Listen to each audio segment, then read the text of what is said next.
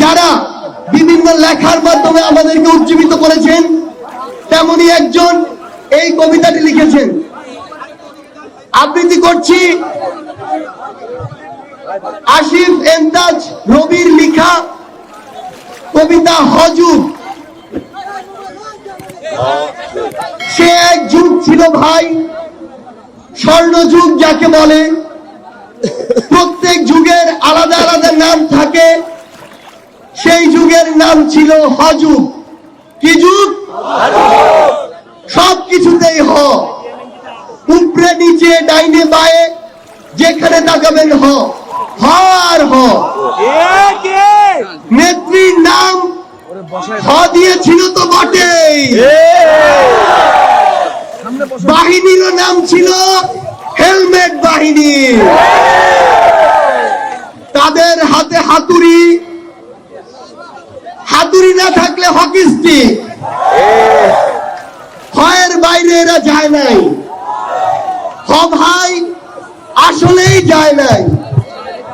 এমনকি সেই হযুগে দেশের সবচেয়ে হারুনের ভাতের হোটেল, এই হোটেল যারা খেত তারা তো খেতই।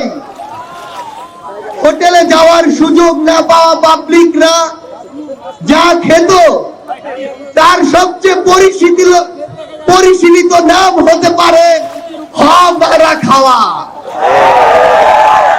কি হতে পারে?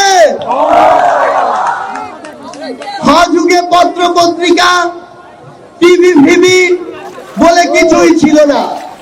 যা ছিল তার নামও ছিল হ দিয়ে, হলুদ সাংবাদিকতা। এর বাইরে হিংসা, হানাহানি, হুমকি, হুঙ্কার, হত্যা, এসব ছোটখাটো হয়ের দাপট তো ছিলই।